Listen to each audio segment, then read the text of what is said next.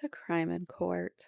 My name is Heather, and this is episode 68 of the Canton Cover-Up Commonwealth versus Karen Reed.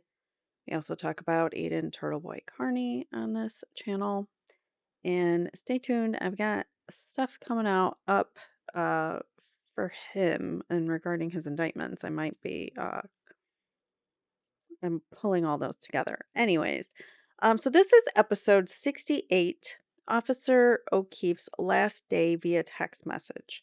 So it's basically that's what everything, the title explains it all. So we are going to read through John O'Keefe's text messages to Karen Reed the day, his last day on Earth alive, which was January 28th, 2022. And and then he passed shortly there after on the 29th after it turned midnight. His last steps were at like 12:36, I want to say. Anyways, so we're going to read through all of their text messages because I think it gives a clearer picture about where their relationship was. I haven't read through them all. We obviously heard through some of them from who read them on the stand. I think it might have been Proctor or Buchanan. One of them, I think, might have read them on the stand, but they only read select portions of their last day. So I wanted to read the entire thread. We have the entire thread from Sal Bright. This is everything from that day. So this gives us a little bit clearer of a picture of what they were fighting about, how he was with her. He might have been a little bit distant.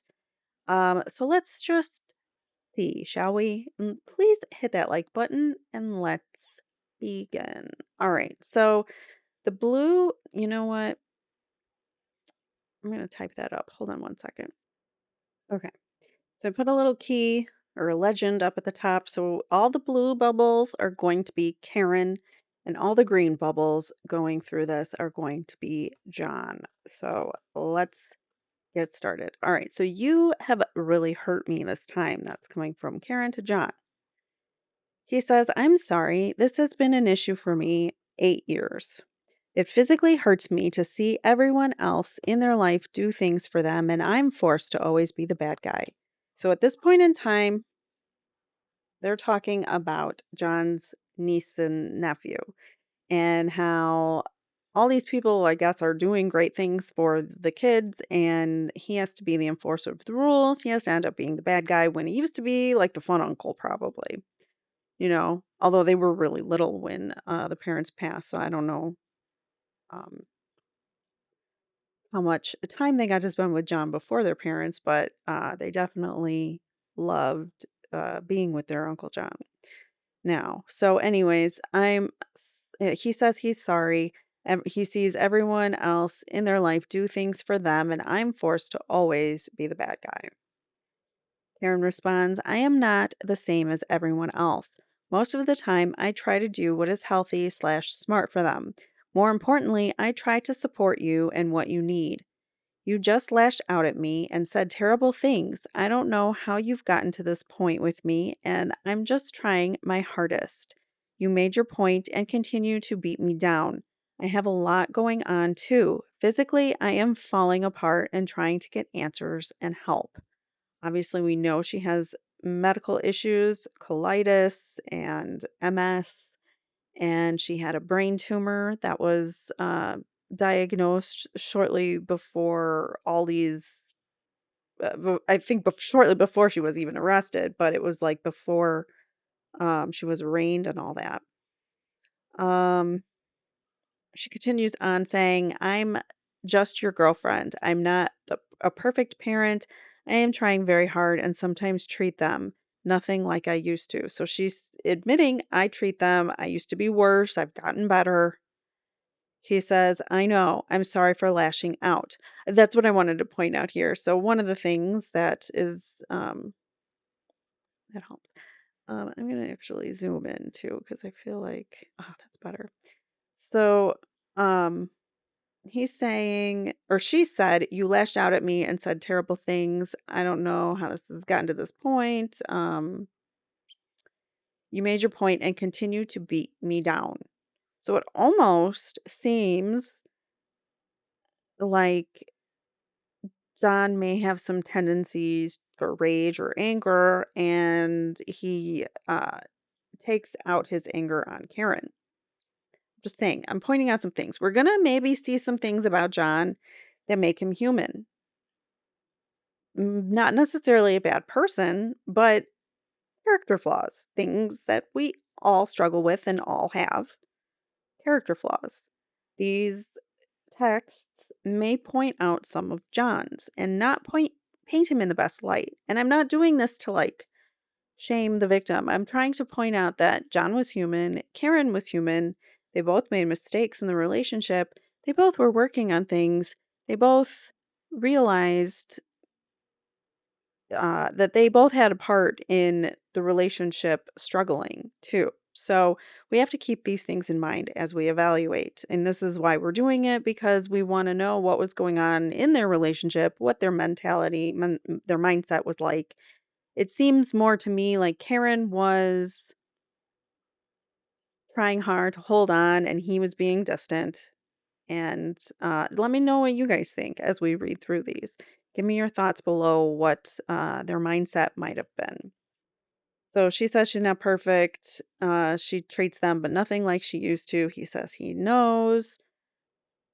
I'm sorry for lashing out. I'm just hurting and struggle daily with them. Always feel like I'm failing at this parenting thing. I wasn't built for this, he says. Karen says, Kaylee isn't perfect, but everything wonderful about her is because of you. He doesn't say anything. You probably sent like a GIF or an emoji or something. We just don't see it here. And then she says, it's true. I know she's her mother's daughter, but she wouldn't be so bright and successful if she lived with anyone else. Wow, Kristen just sent you two back-to-back messages to not lose your faith in the kids. Kristen. Kristen just sent you two back-to-back messages to not lose your faith in the kids. So I don't know what happened, but something happened and she's taking it as a sign from his sister Kristen that they were messages not to lose faith in his kids. Oh, that he probably the signs, the back-to-back messages are because I'm trying to dissect these as we go through, and I don't know if I'm getting the context right or not, but what I think this might be is that the daughter got into private, or the niece got into private school, and then the boy also won an award in something. I can't remember what it was, but it's something in school wise or whatever. And so those were two things that he was really proud of them that day for, and they were celebrating that when they went out to drink that night, which was the celebration of these kids being successful, doing something great. So those might be what she is referring to there. Or in yourself. Don't lose faith in the kids or yourself. Again, he sends some kind of GIF or emoji. She says, no gender. Life can pick you up. Or no man. Is that man? No man. Life can pick you up sometimes. Please be happy with them and put away your frustration for the rest of the day. And be so proud of yourself, JJ. Oh, she calls him JJ too. I think that's weird. But JJ, I guess. Whatever. So we'll call him John.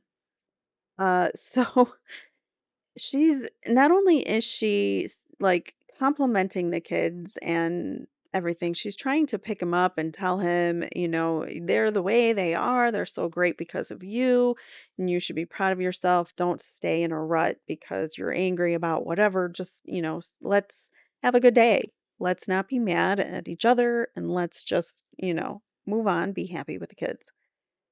He says, that bothers me more than anything. Should have spent pegs on Sarah's W-2s. We are all equal guardians. Should have spent pegs or Sarah's W-2s. That bothers me more than anything. That someone else might have cashed in on the kids. We are all equal guardians. Something going on with Peg, his mom, Peg, or Sarah's W-2s. She says maybe you can call someone. Like who? What time are you coming here? And then he sends another GIF or something. She says, I don't know what time. I feel kind of out of it. Just trying to clear my head. So she's not in a great headspace. He says, okay. She says, text me when you guys settle in later. He says, sure. So that was all in the morning through the afternoon, 2 p.m. Now she texts him again about 2:16 saying, I feel pretty shitty about how this morning went down. So they did argue that morning. I know you said sorry, but it really stung, especially when I've been trying pretty hard lately.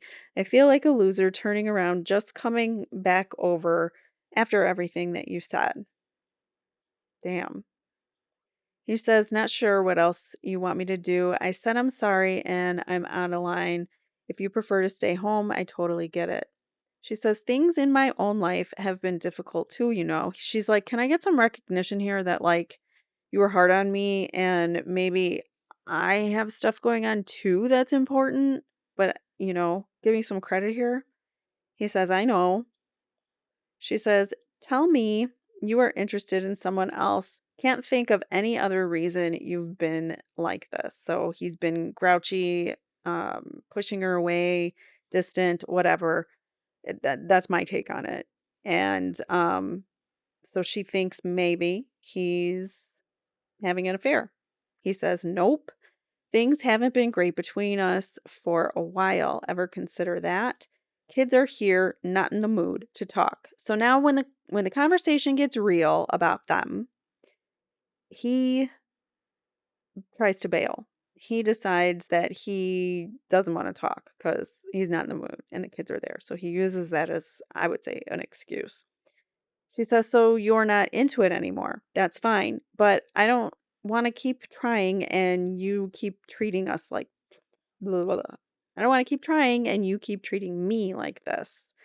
So she feels like he's probably, I assume she's feeling like maybe used from the help that she's giving him, for all the help that she's given him for raising the kids, and also just frustrated that he's being so distant and maybe even confused about it. And, it really starts to tear at your self esteem when someone you're with doesn't show signs that they love you or want you or care for you. So, it's no wonder she might think maybe there's someone else involved because, things have been rough and she wants to know what's going on with them. She says, I'm trying to hug and kiss you this morning and you whack me in the face with a pillow. Wow. Last night, you're basically like, yeah, what about when we talk about the future? So he doesn't want to commit. So why don't you just admit that you're not into so much you're not into so much anymore. Like you're not into me so much anymore or into this. Not how it went down, but okay. So he says he's acting like he has a different perspective of it, but this is her perspective. So she says she gets whacked in the face with a pillow, and then he says, yeah, what about when they talk about the future? Can you please admit your head is out of the game with us? And he says, I'm sick of always arguing and fighting. It's been weekly for several months now, so yeah, I'm not as quick to jump back into being lovey dovey as you, apparently. Oh my God, stop calling, he says. So we don't know how many times she's been calling, but this conversation's continuing on 2:30 in the afternoon. Then why would you start with me this morning? You're setting me up to fail, she says. You start a number of fights from your end. He says, I've explained it a few times already, not doing it again. So you're not into this anymore? He says, not into fighting all the time.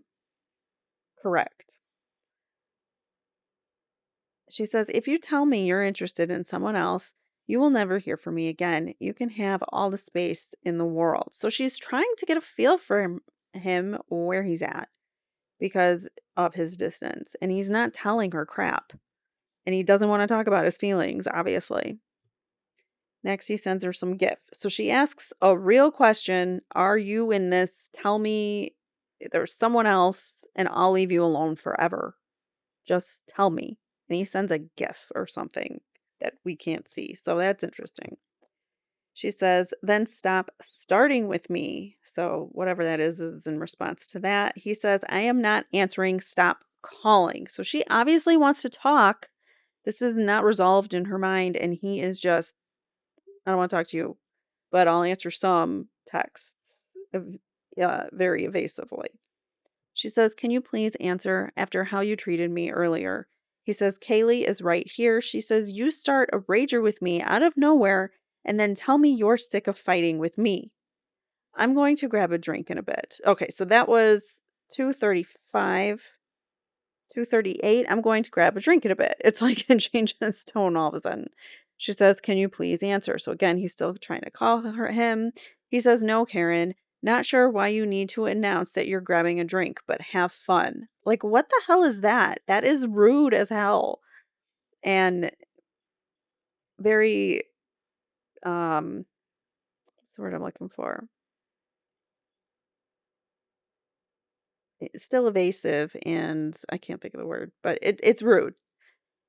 Like, why are you telling me you're getting a drink? Well, obviously, I thought you guys might have plans. It's Friday night, Seeing if you want to meet up later, she says. Can you please call me?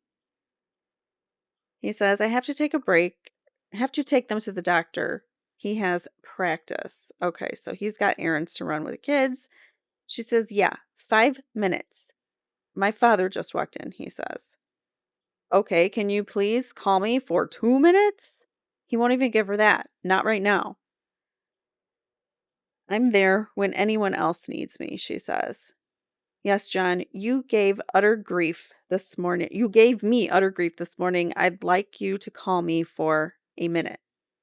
A mins.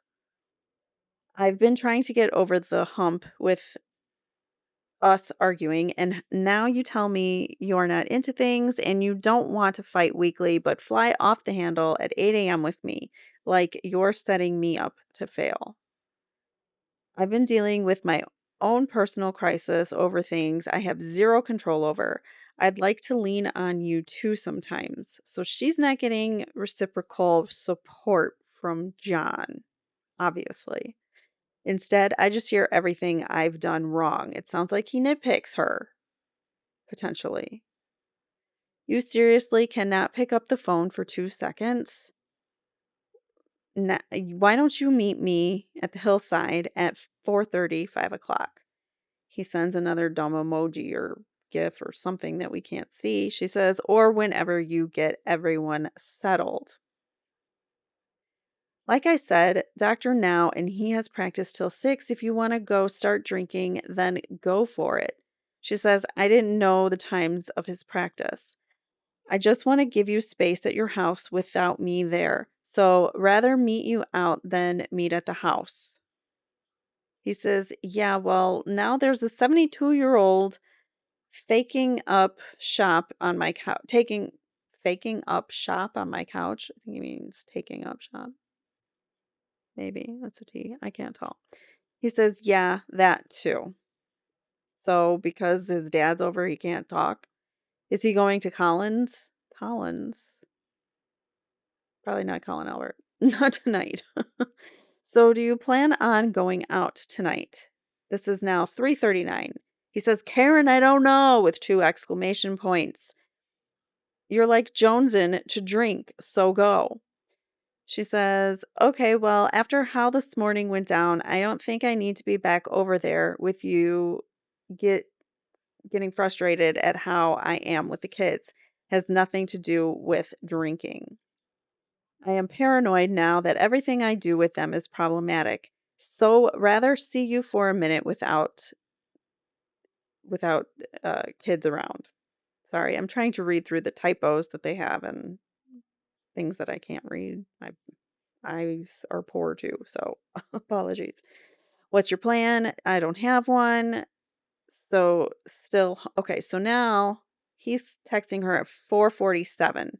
She says, "I'm going to leave you alone, give you your space for a minute" at 3:40. About an hour and 7 minutes later, he says, "What's your plan?" She says, "I don't have one." So still home. Yes. He says, "We just got home waiting to see what Papa decides over here, or else I have to get Patrick at 6. Waiting to see what Papa decides here, or else I have to get Patrick at 6. Maybe John Sr. might be picking Patrick up, or else John will have to go get him." He says, sorry, Karen says, "Okay." And John says, "So are you staying home or coming here?" It's like, what? We've been fighting all day, and now all of a sudden you're like, come on over at 5 o'clock when he's ready to drink and he's done dealing with the kids and now he can focus on Karen. It's like, seriously, you can't give Karen a second of your time during the day. And now all of a sudden the kids are gone and you're like, okay, I can talk a little bit. You want to come over? Like, huh? This is crazy. Okay. I'm sorry. I mean, it's easy to pick apart now and I just feel like he's not committal. He's non-committal and even potentially like using her to fill up his space when he's not busy with the kids. Not using her, but keeping her around for that. Yeah, to fill that void when the kids are gone or something. She says, "Waiting to see what you end up doing. I don't want to hang out at the house too much. Like I said, I think it's clear me around with the kids around is slowly killing our relationship, and our relationship is much more important to me." He says, "Well, there's a blizzard coming, so we'll be inside all weekend. It will be over by noon tomorrow," she says. Don't think so. I don't want to keep having this constant conflict of the dynamics of the four of us. The harder I try, the more it kills our relationship as a couple. It feels like utter shit to be in this position. Rather just meet you out for drinks when you figure out what your night looks like. So she's tired of even this back and forth. He can't even commit to like going out to drinks. He just won't commit. Well, I have no idea what's going on, so do what you want, he says. Need to figure out what everyone here is doing. All I know now is Madeline is coming over. No clue about Patrick yet, or if Papa is planning on hanging out for a few more hours. Tell him to go home. You got plans, man. You'd rather hang out with your dad than go talk to your girlfriend about your relationship? Well, yeah, he doesn't want to talk about his relationship, but okay, let me rephrase that. You'd rather hang out with your dad than go drink at a bar with your girlfriend because that's what he ends up doing. So I don't know. It's just kind of weird. Gotta find out what Papa is planning on hanging out for a few if Papa is planning on hanging out for a few more hours. Weird. All right. Okay. Well, when you know the story and if you want me to come, let me know. So she's like just okay, it's 5:12 now. I've been talking to you all day. We've been not really, talking all that nicely to I mean, he hasn't really been talking at all to back to her. She's trying to have a conversation. He's kind of, like I said, non-committal and can't talk now. He says now, "No, Karen, you decide what you want to do." So he is serious, that passive aggressive. That's the word I was looking for earlier. He is so passive aggressive with her. It's kind of frustrating just, being an outsider and listening to it. She says, "I know your heart isn't in this anymore. I've felt it for a while, and especially lately. I am willing to try more, but not if you approaching the point of indifference.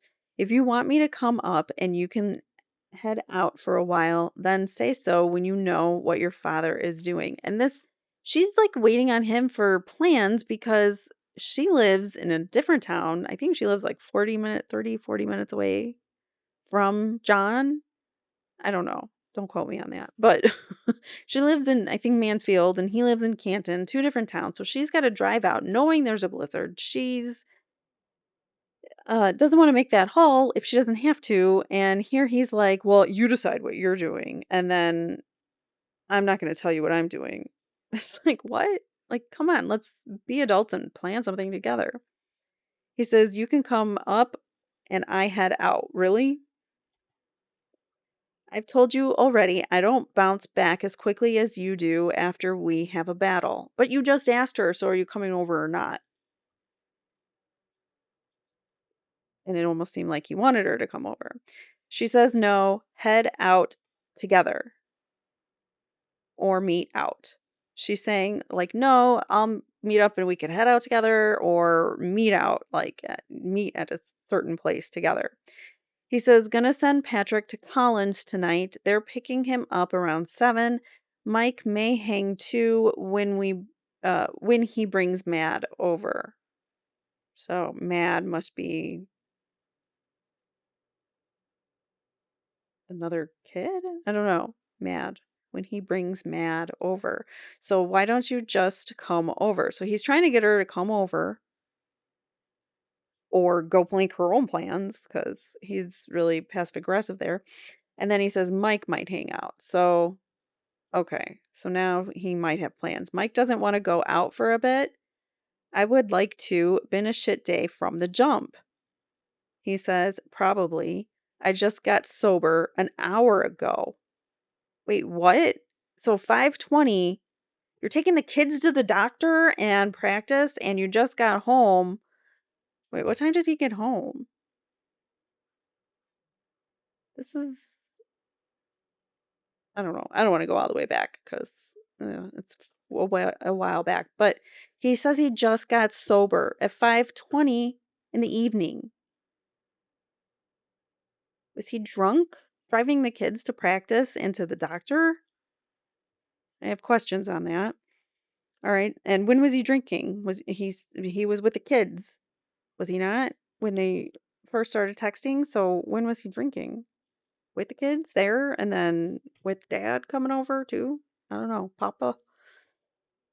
She says, I'll let you hang with Mike for a few. Don't need to butt in. Text me if/when you think you may head out. Can you send me Tim Zoll's contact info, please? He says, I paid the last bill. She says, you didn't have to do that. Thanks. So Tim Zoll, I don't know, some bill. Are you really not going to accept my friend request? So she's friend requested him for something on Facebook, he says. On what? Facebook? This is still 5:30. He just got sober, remember? And she's like, "Why haven't you accepted my Facebook friends? Facebook request. We've been going out for 2 years."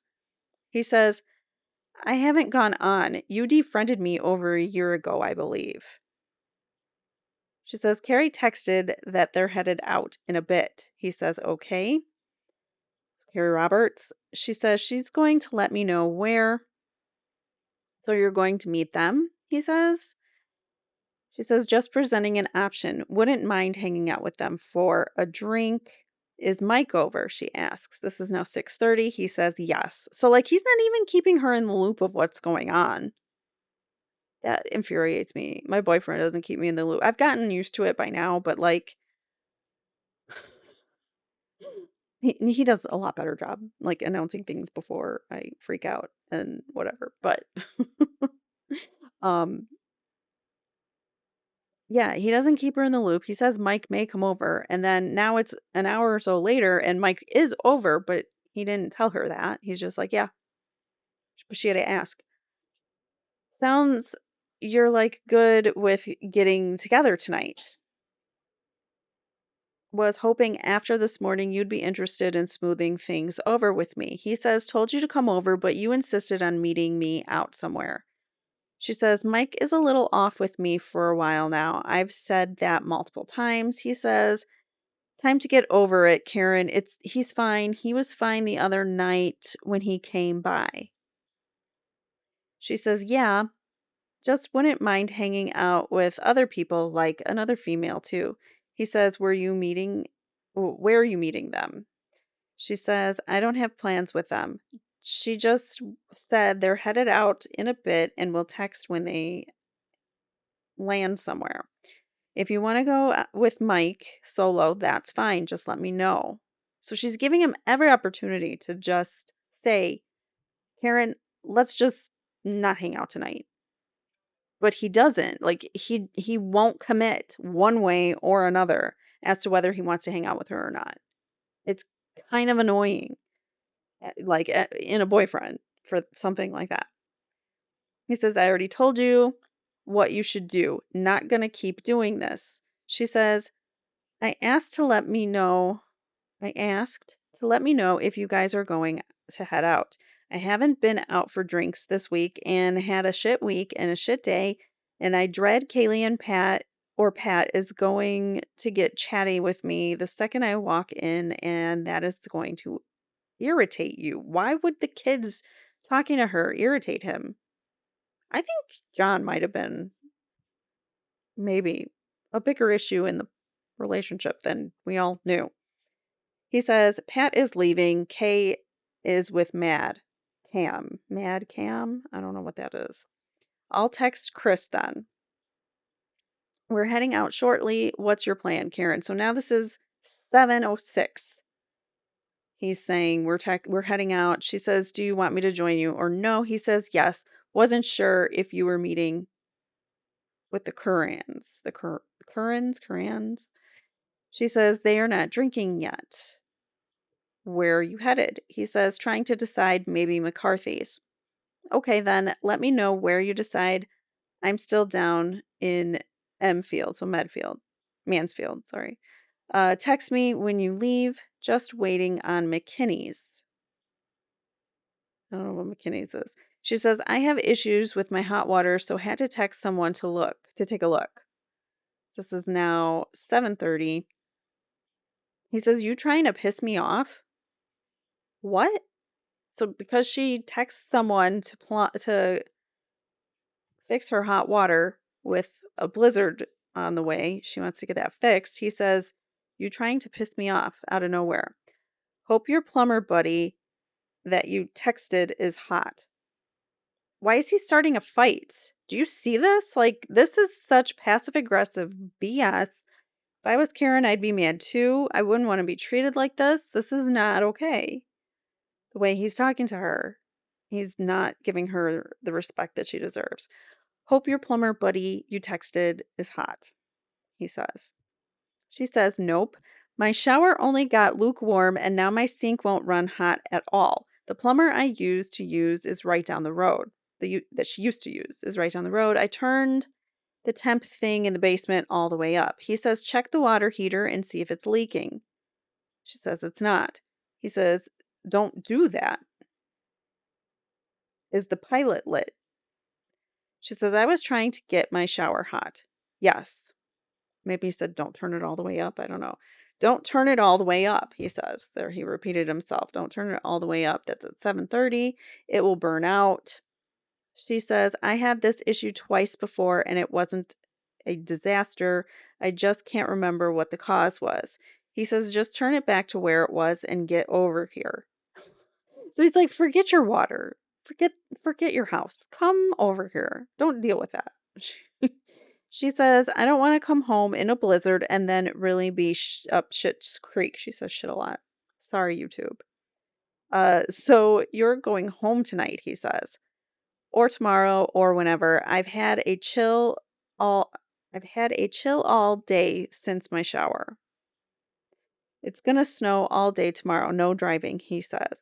We're heading to McCarthy's. So he's basically saying, if you stay here or there, then we probably won't see each other the rest of the weekend, I guess, is what he might be alluding to. Like either stay here or stay there, but if you stay here, then we'll be together. He says, we're heading to McCarthy's. She says, okay, let me know if you end up leaving. He says, why? Now you're not coming? She says, I'm waiting for the plumber. I actually think he's in the driveway. He says, "We're taking Mike's car, so I'm relying on you for a ride home if he leaves." This is important because he recognizes that he's going to be out drinking. He knows he's going to probably be over the limit. He's not going to have a car. He needs Karen to drive him home that night. So he's reached out to her multiple times to tell her to come out. Now he says, "You're my DD. You're my drive home. So make sure you're here. Don't flake on me."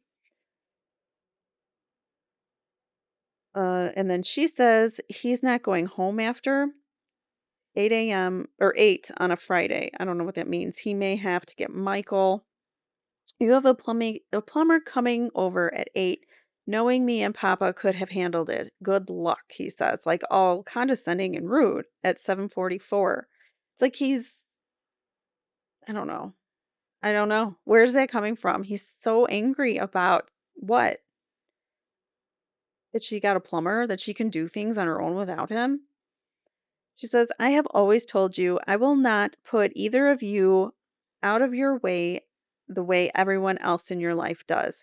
I knew it wasn't working right when you were at the doctor's with Kaylee, and I knew neither of you could get here. And this guy Richie fixed it the last time, whenever it was. He was supposed to be here at 5. And it's now 7:48. She says, "If it's not a quick fix, I'll tell him to forget it." He says, "If you need a new water heater, don't let him do it. He's here now. If it's not quick, I'm not doing it. I just want to be sure that nothing is wrong or will go wrong when I'm not home." So she wants to make sure that, her water, she's not going to come home to a house full of water or frozen burst pipes or whatever because she left during a blizzard. She says he's not a scammer. Half the quick stuff he doesn't even charge me for. He just puts the toilet seat on crooked, she says. He says status still here. Said he's got to go to HD and probably be back mañana. He says so. She says, "Man, just trying to figure out if I need to be here." He says, "What does it need?" She says, "I don't know. He showed me some piece that was all rusted." That's a man, right? Man is the little icon like that. Uh, I've never used that before.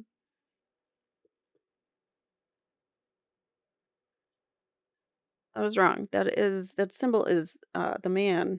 Excuse me. That little symbol is a woman, actually. So I don't know why she keeps putting that in there. Um, yeah, so that's a woman. That symbol is a woman. The man goes like a arrow pointing to the upper right, upper right for you that way. Okay. So she says, "Just trying to figure out if I need to be here."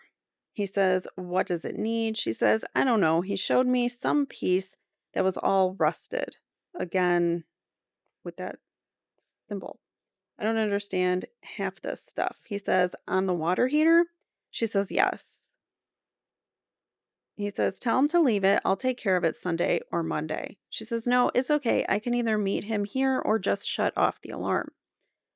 He used to work here while I was at work." He says, "Does he realize it will be whiteout conditions tomorrow AM?" She says, "Yeah, but he lives right down the road." He says, "Karen is this storm is going to be intense. Can't drive." She says, "Okay, well, if he can't, he can't." Like they've never seen snow before in this town. I'm sure that's not true, but they're all acting like this is the snow storm among snowstorms. He says, "I'll do it Monday."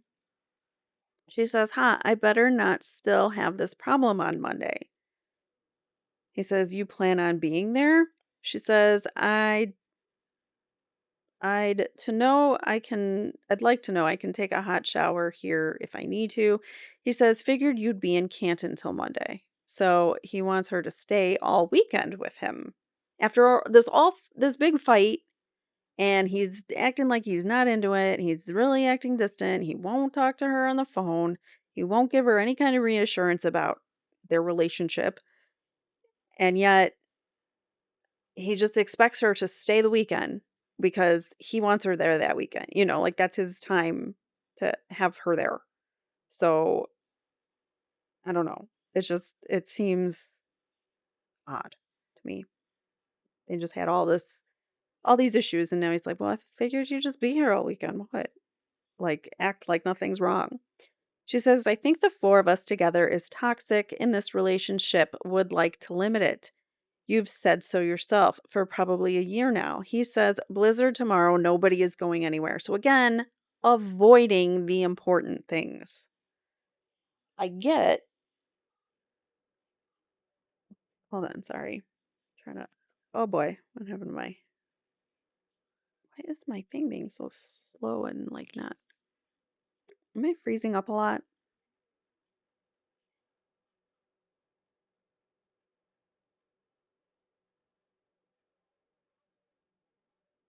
I don't know. Anyways, all right, let's keep going. So he avoids the question and talks about the snow again. She says, maybe I'll come back late tonight, but bad snow is in early AM. I'll head up there in a few. Let me know if you leave. He says, sure. So that is at 8:35. She says she's going to head up there. She says, I'm going home, meaning I think going home after the bar. See you later. Your kids are, oh, this is, okay, so this is when they meet up. Oh, wait.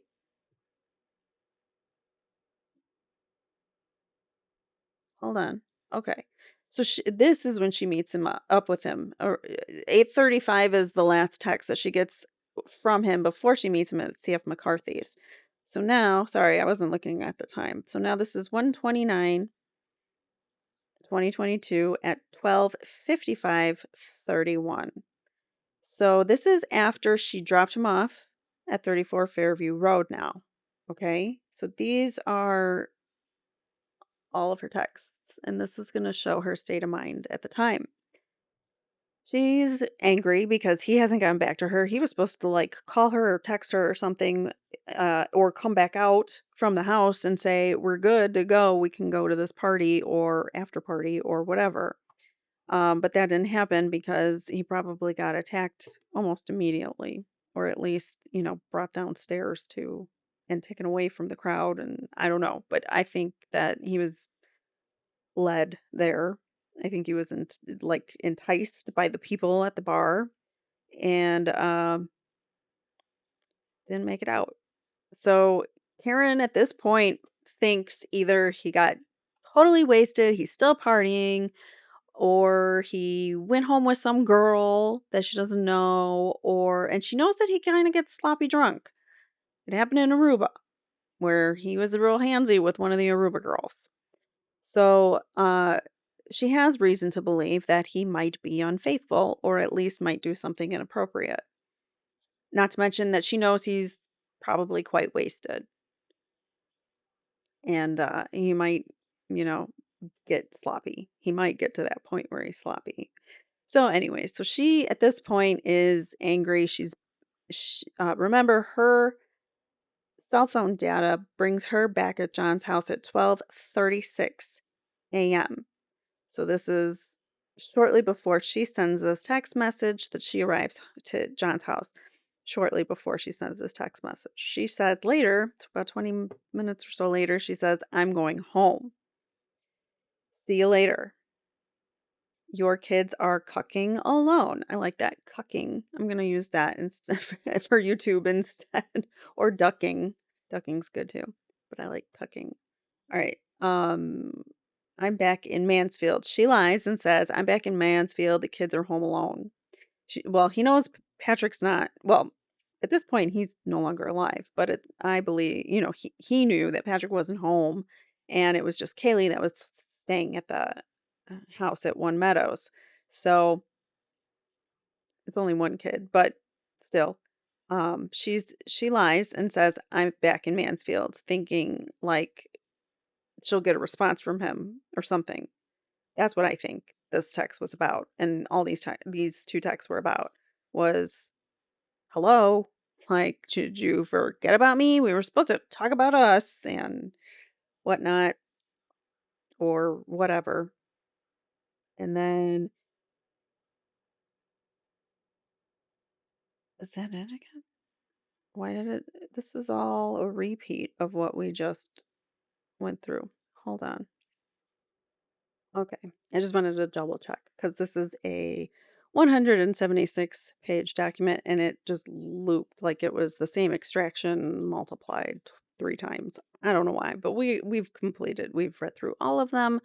So that is basically what happened. We only got bits and pieces, which I think they tried to paint, the prosecution obviously tried to paint Karen in a bad light. So we didn't get all of the context. I think by reading through it, you can really tell that John was being distant, non-committal. Anytime she tried to talk about real feelings or real things, he would change the subject or say, I can't talk now. So it does appear that maybe John had some commitment issues, some communication issues potentially, um, and even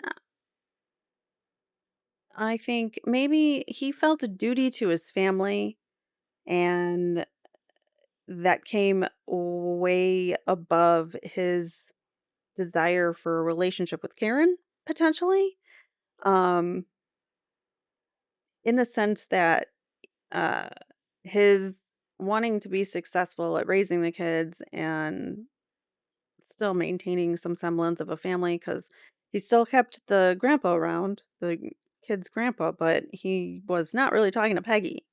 Remember that text up there about Pegs and somebody's W-2s? Pegs' mom. There was a struggle with the uh, getting custody of the kids.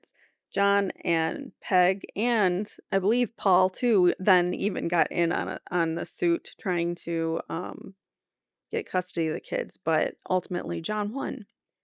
Somebody had brought up the fact that now Paul is suing. Paul has a civil suit against Karen. Now, pretty much everything about Paul's medical records, psychiatric history, not just his, but the kids too. The niece, especially because she's on the civil suit, all of that can come in if she's got, therapist notes and stuff like that that might come in or at least, it could be discoverable. Um, I would love to see if this does go to trial. I would love to watch the trial. I hope it's televised. They don't always televise civil suits, but some civil suits that are big, especially if it's related to the Karen Reed case, I would think they would televise it. Also, quick update, Turtle Boy. I watched his live from this week. He's back from vacation. Welcome back, Turtle Boy. Hope you had a nice, relaxing vacay, even though so much happened during the last week while he was on vacation. He was on vacation with his girlfriend, Meredith. So he's got court tomorrow, Thursday, August 29th, and he says that some big bombs are going to be coming. I hope that it gets televised.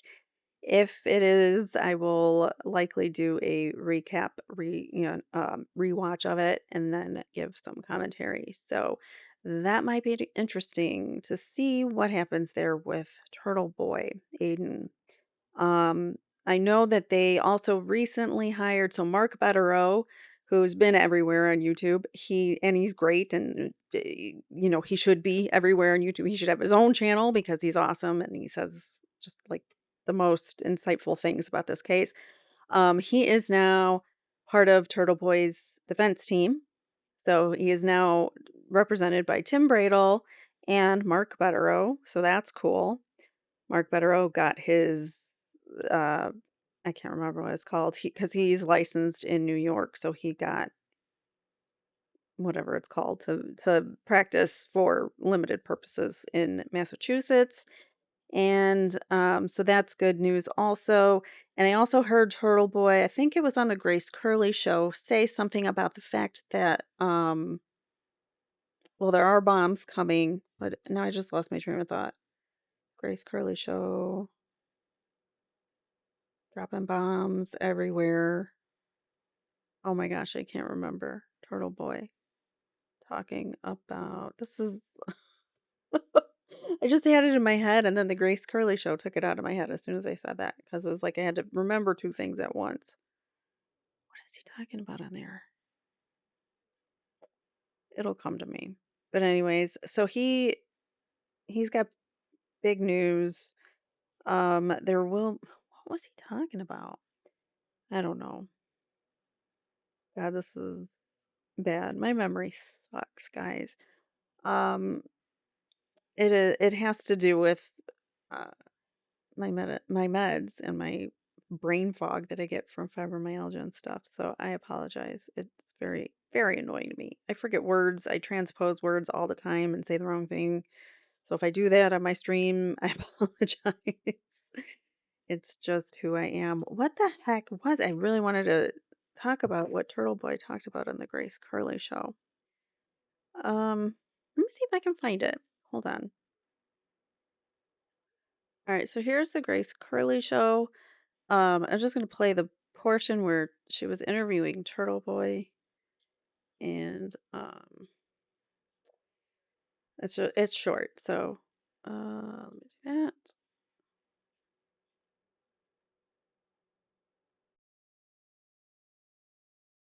Oh, goody.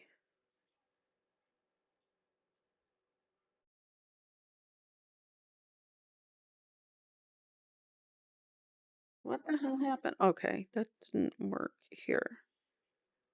Should work. It's supposed to go to the spot exactly. I thought I had it queued up, and it didn't go. Okay, now it's not working.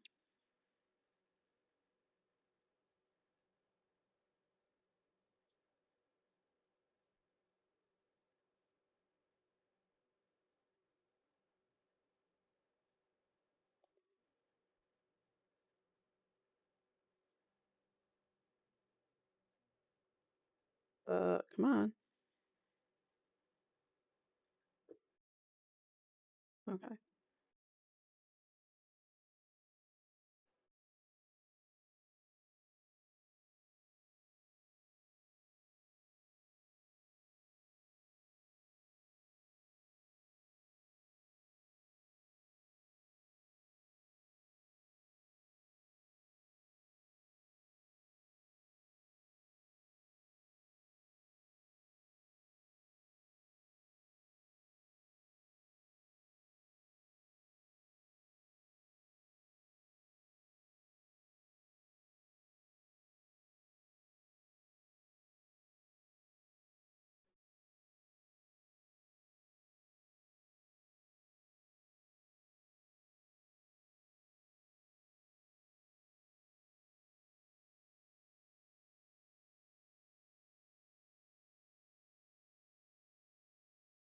Basically, uh, more this lawsuit from Paul just brings on more um, issues for the McAlberts, more opportunity to expose them,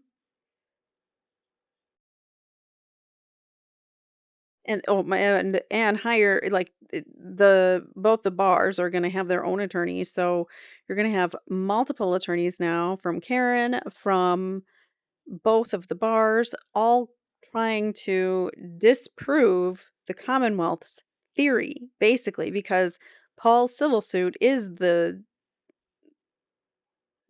based off of the Commonwealth's theory that they tried to push forth during the trial, which we all know is bogus based on the evidence and science and stuff.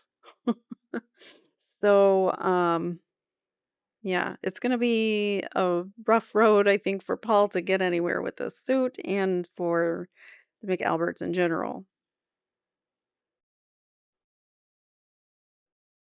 Everybody.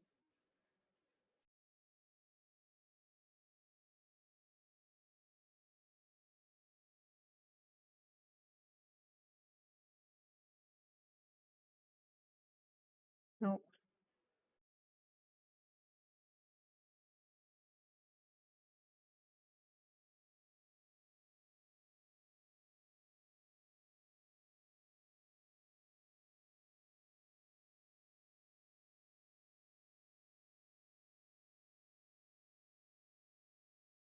They're in a different county, Plymouth Superior Court, which we've been in Norfolk. So we're in a different county. Judge Canoni has no jurisdiction over this case. None. It's a different county. So she shouldn't even be anywhere near it. So that helps Karen tremendously. Maybe.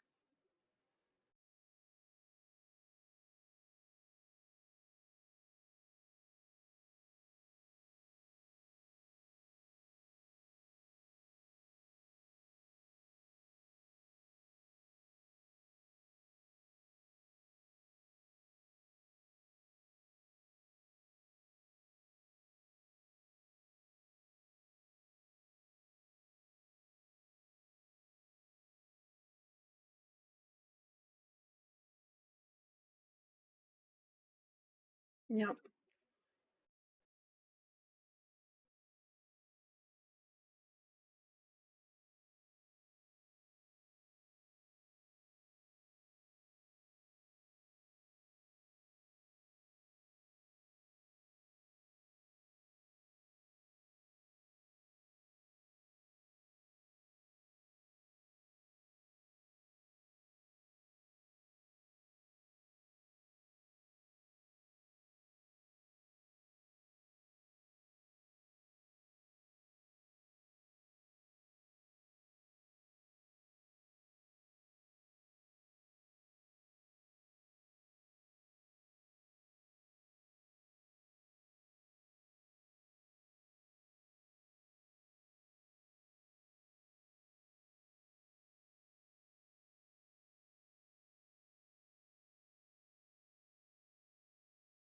I just heard that the crash daddies, the ARCA people, not them in particular, but the people of ARCA, the scientists, the brainiacs of ARCA, actually had to recreate when the Explorer, the spaceship, exploded.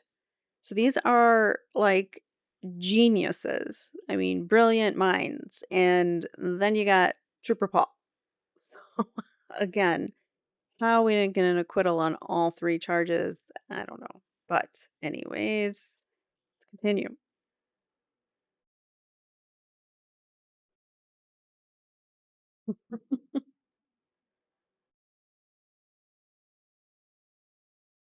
Did I say the Explorer? I think I meant the Challenger. If I said the Explorer, there's another example of my brain getting things wrong. The Challenger.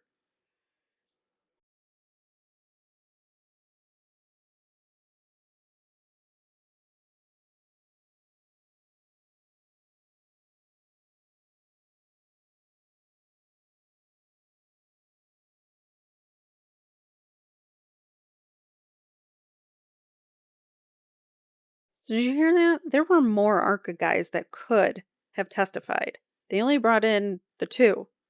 There were more. They limited their defense definitely limited their case because they thought they were so far ahead. But I think because the Commonwealth threw a lot of things out there to confuse and detract and deflect and all those sorts of things and gaslight the public, I think it just got too confusing for some of the jurors. That's kind of what I think. But again, I also think that there might have been some infiltration from the McAlberts or something uh, regarding the steadfast guilties.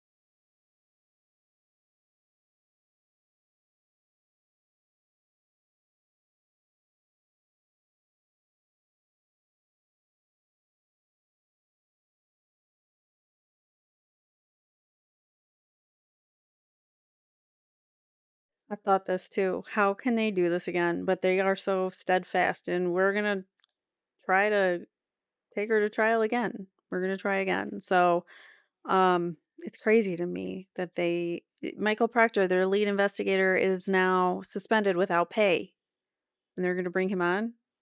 Good. Now you have to tell the jury that he's got some uh what's the word? What do I mean? He's got discipline, disciplinary issues in his history. That's the word I was looking for. I found it. It just takes me a while.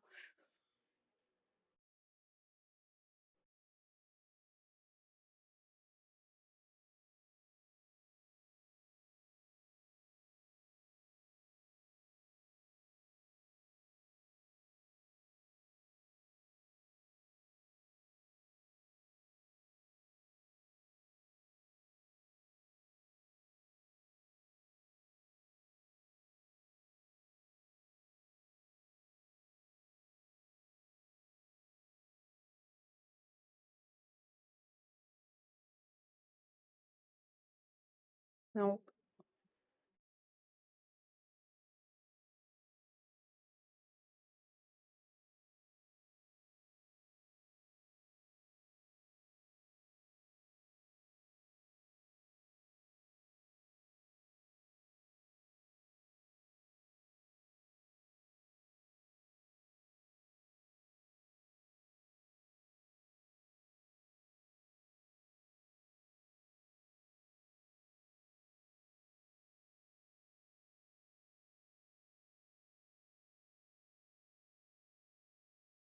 right?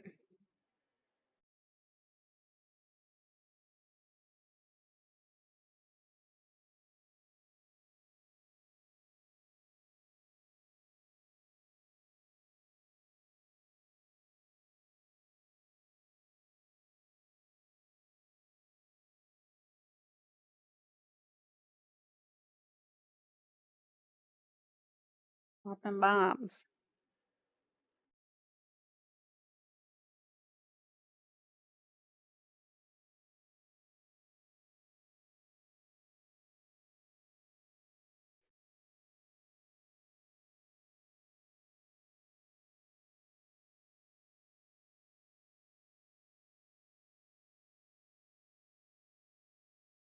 Nicholas Guarino was the trooper. Was he trooper? Yeah, trooper. Nicholas Guarino was the officer from the state police who testified as to the data. And he said that the house long to die in the cold did not, that search didn't happen. He also didn't find a bunch of communications between Sandra Birchmore and Matthew Farwell, the suspected father of her child and the person who allegedly may have taken her life. So, but Nicholas Guarino didn't find those things. Nicholas Guarino also testified on the stand,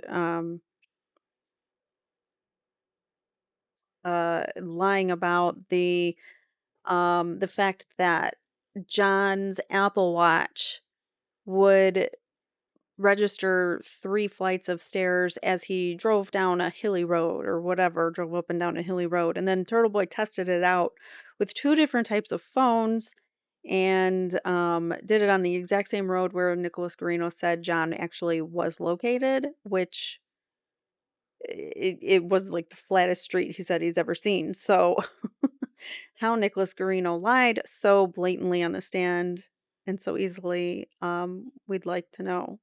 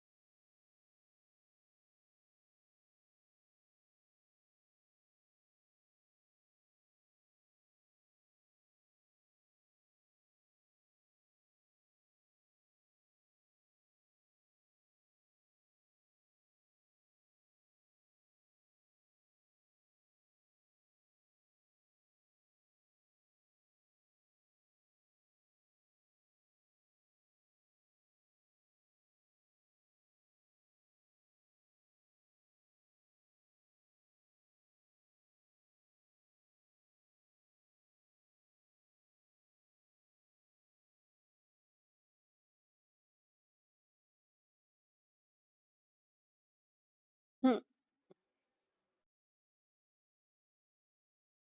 All right, so that was the Incarnate Turtle Boy as we know him. And sorry, my hips are killing me. Um, so anyways, that's all I have for you. I hope you enjoyed this episode, kind of little something, a palate cleanser, kind of after such a horrible trial and all the crazy things that are happening in the media right now. Hopefully, this kind of brings us back to, what this is about, which was John and Karen, and we want justice for both of them. Neither one of them are perfect people. It does seem like John was kind of being passive aggressive and non-committal. I'll give him that. I don't know if you would call Karen maybe overzealous in her trying to communicate with him, but she was trying to fix the relationship. So what is too much communication? He wasn't talking to her, so I don't know. That's like the only criticism I can possibly give is that she was maybe, bombarding him with text messages when he didn't want to talk, which I don't really think that she was doing that, but I think he could perceive it that way. Yeah, I don't know. But what's your take? What do you think? Do you think that anything good is going to happen this week regarding Karen Reed case? Will we see maybe some indictments of some state troopers or some Canton police? There was some big hubbub this morning on Twitter with a bunch of state police outside the Canton PD and people taking pictures and saying what's going on. But I think they were just all gathering for a funeral procession. So I think that was a big nothing. But that just goes to show that there are eyes everywhere now in Canton. They are watching and they are waiting for the feds to come in and take some of these evildoers away, the people that actually committed the crimes. And by crimes, I mean not just taking John's life, but also covering up for the actual perpetrators and then also framing an innocent woman. So there's a bunch of crimes all done by multiple people. So everyone that was in that house, 34 Fairview Road, that knows that John was in that house, they're all culpable and might even potentially be charged with conspiracy to cover up a homicide, maybe. I don't know. That would be a good starter there. Everyone in 34 Fairview Road, also the troopers that covered it up by Michael Proctor, by Buchanan, by Tully, all of those guys. And Tully and what did he say? Tully and Garino were fixing his data, making it look like he did something he shouldn't have in order to get him arrested or to set him up somehow. I mean, come on, guys. They are, there are going to be lawsuits, civil suits all over the place from Turtle Boy and Karen and probably other people that we don't know their names because they didn't have the money or the publicity or whatever it was, and they've been sitting in prison for forever due to some corrupt cops or something. I don't know. I'm just saying this could be the start of an avalanche. It's gonna be this is like the little snowball that's just getting bigger and bigger and bigger, and finally we're gonna see it all come tumbling down, and hopefully that does so with Michael Morrissey coming down, all of the state police that were involved, anyone that yeah, everyone up to Michael Morrissey's level and beyond. I mean, just anyone that is corrupt in Massachusetts that is in power in government, hopefully their days are coming to an end. So I will leave you with that thought. Hopefully, I will see you guys in the next one. Thank you so much for watching. I appreciate you so very much. Please hit the like button on your way out. Thank you guys. Bye.